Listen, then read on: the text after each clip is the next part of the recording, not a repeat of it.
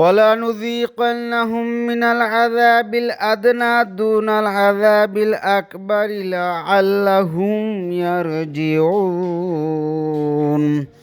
আল্লাহ তাআলা ছোট ছোট বিপদ দিয়ে থাকেন, বড় বিপদ দেওয়ার পূর্বে যেন মানুষ আল্লাহর দিকে ফিরে আসে। ভূমিকম্প সেই রকম একটা সতর্কতা। আল্লাহ তাআলা সতর্ক দেন, হে বান্দা, ফের নাচ গান সুদ ঘুষ যত অশ্লীল সমাজে বেহায়াপনা আছে এগুলো সব ছেড়ে দে। আগের জামানার উম্মাত এইরকম পাপের সীমা ছাড়িয়ে গেলে আল্লাহ তাআলা আসমানি গজব দিয়া ধ্বংস করিয়া দিতেন। কিন্তু বিশ্বনবী, শ্রেষ্ঠ নবী, আখিরি নবী জনাবে মুহাম্মাদুর রাসূলুল্লাহ সাল্লাল্লাহু আলাইহি সাল্লাম দোয়া করছেন, ইয়া আল্লাহ, আমার উম্মার সমূলে একসাথে আসমানি গজব দিয়ে এরকম ধ্বংস করবেন না। তা না হলে আমাদের যে পাপাচার সমাজে হইতে আছে যে কোনো সময় আল্লাহ ধসাইয়া দিতে পারেন এই জমিন। কিন্তু আল্লাহ তাআলা দিচ্ছেন না।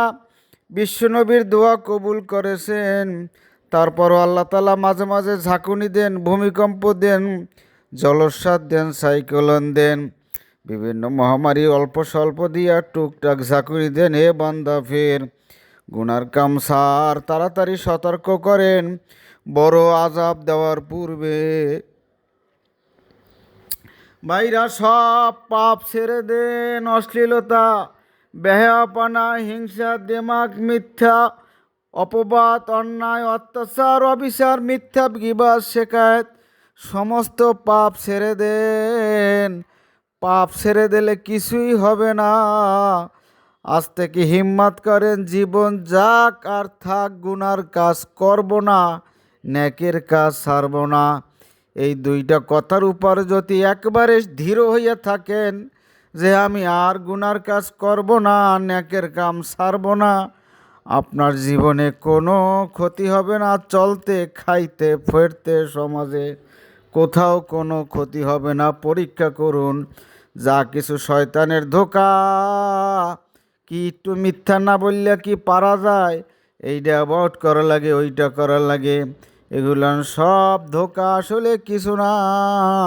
একটু চিন্তা করুন, যদি আজ থেকে একটাও গুনাহ না করেন, একটাও নেক না ছাড়েন, কোনো অসুবিধা নাই।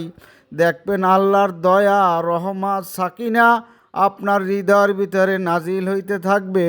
হৃদয়ের ভিতরে একটা জান্নাতের সুখ অনুভূতি হইতে থাকবে। দুনিয়ায় থাকতেই জান্নাতের ঘ্রাণ পাবেন। অতএব নেকের কাম সারুন, নেকের কাম ধরুন, গুনার কাম সারুন। জীবন যাক আর থাক, গুনার কাজের কাছেও যাব না। এই কথার উপর আল্লাহ আমাদের সকলকে, আমাকে, আপনাদেরকে সকলকে আমল করার তৌফিক দান করুন। আল্লাহুম্মা আমিন।